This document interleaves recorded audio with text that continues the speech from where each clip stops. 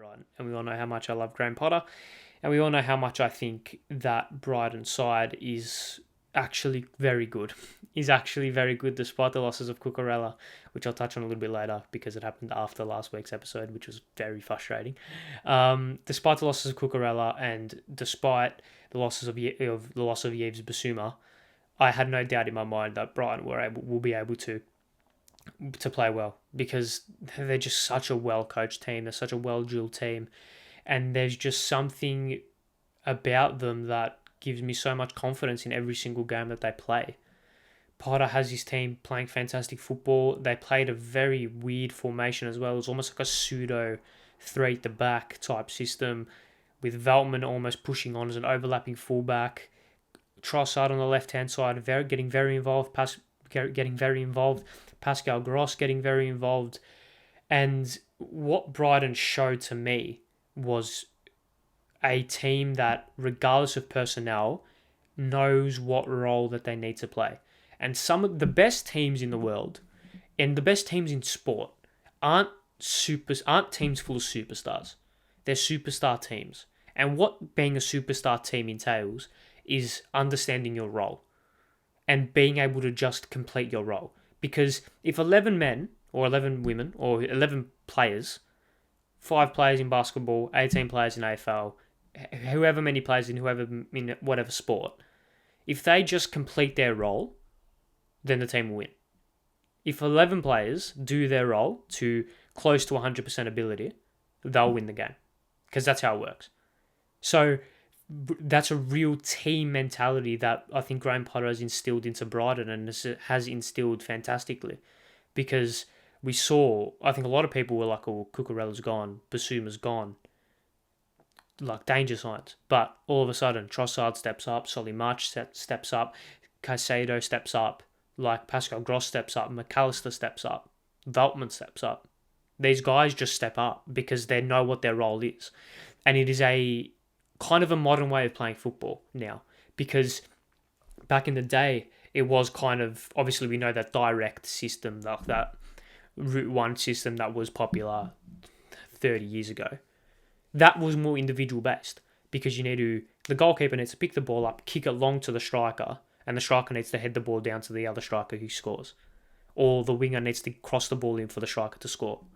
That is more individual based, whereas this kind of team orientated total football in a sense, way that Brighton are playing is going to shock some teams, and it already has. We saw last season it shocked many teams, and it's going to shock teams again this season because no one's expected them to do as well as they have been, or as well as they were last season, and no one expects them to do well this season because of their losses.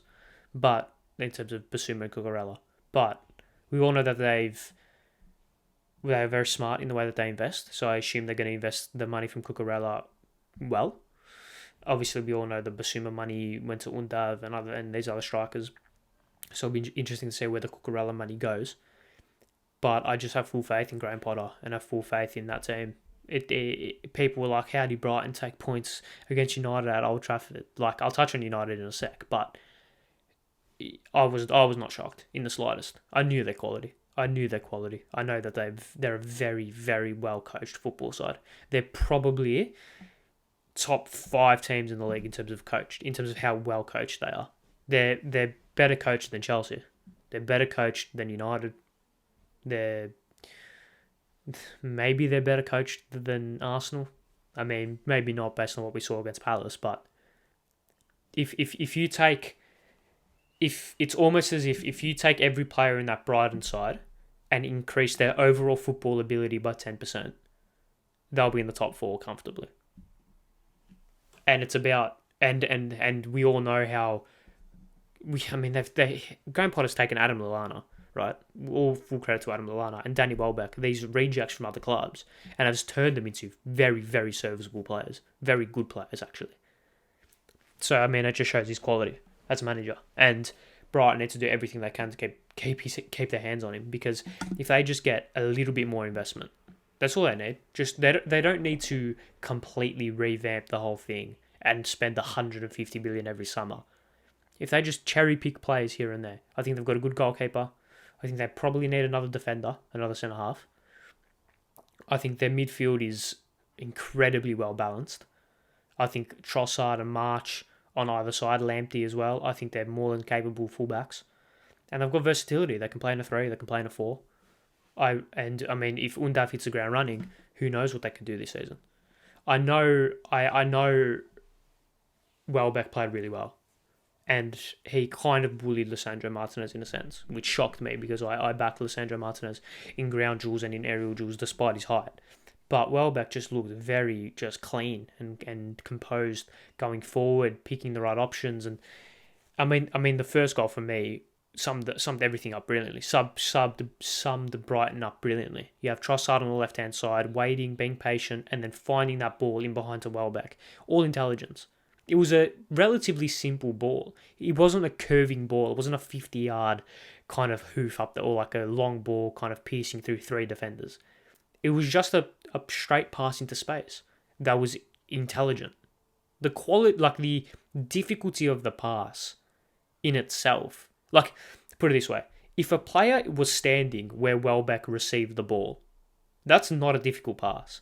But it's the intelligence to time that pass, to time the run, to wait the pass. It was brilliant. And then Welbeck to the back post, cross goal, 1-0. Or that might have been the second goal. But I think everyone knows what goal I'm talking about. Summed them up brilliantly. Brighton are going to shock many people this season. And I actually wasn't going to speak about Brighton this heavily, but I'm just really fascinated in the way that they play. And yeah, they're going to be very, very good this season. As always, I have no doubts in my mind. So everyone telling me that they'll finish in the bottom half just because they lost Cucurella and Basuma doesn't really know what Brighton are about. Because, yeah, they'll have their off days. And, yeah, I can see them getting smacked 5-0 by City and these teams, right? Because the one thing that perhaps Brighton do leave is space. And teams that are capable at exploiting space are teams that could hurt them. I can see Spurs hurting them. I can see Spurs putting a lot of goals past Brighton. Just because Spurs are very capable at exposing space. And at times, Brighton do leave space because of how expansive they play. We saw that problem with Leeds under Bielsa. Leeds' biggest defeats came against Liverpool, came against City, came against Spurs. They didn't come against Chelsea or Arsenal. Because Chelsea and Arsenal didn't know how to exploit space. Spurs, especially under Conte, are one of the best teams in the world at exploiting space. Brighton, at times, do leave some space. So I feel like that could be a susceptibility for them there. But overall, I think it'll be a good season for Brighton. And I think this game just proved it. I predicted it pre-season, and this game just proved it. So let's go from Brighton to the other team. And the team that I was actually going to speak about in depth, but I've just got carried away.